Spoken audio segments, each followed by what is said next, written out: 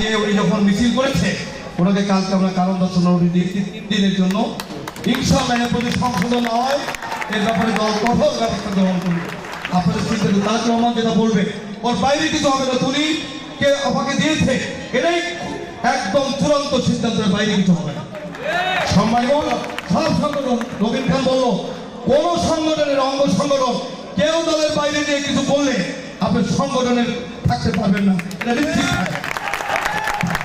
আমি রাজ্জাক ভাইয়ের কথার সঙ্গে একমত পোষণ করে যাক একটা জায়গায় একটু দ্বিমত পোষণ করি। আমাদের মহানগর বিএনপি একটা শোকজ দিয়েছে 3 দিনের কারণ দর্শানোর নোটিশ। আমি তো কারণ দর্শাইলামই না, আজকে আমি আবার উপরন্ত এই প্রসঙ্গটা আমি আনতে চাইছিলাম না। রাজ্জাক ভাই যেহেতু বলছে আসলে এই সমস্ত প্রসঙ্গ বইলা উৎসাহিত করা হয় আর আমরা এই বিষয়ে যাবই না, তারপরে এই কথাটা বলা উচিত। এটা আমি চাই এই মেসেজটা মহানগর বিএনপির কাছে যায়।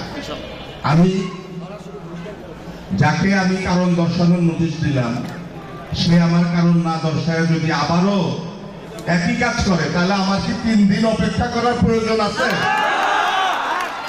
সে কি কারণ দর্শাবে? ইনশাল্লাহ ঢাকা মহানগর উত্তর বিএনপি সঠিক সিদ্ধান্ত নেবে আমরা মনে করি। আমাদের মধ্যে ইতিমধ্যে উপস্থিত রয়েছেন দারুস সালাম থানা স্বেচ্ছাসেবক দল নেতা হাফিজুর রহমান হাফিজ ভাই।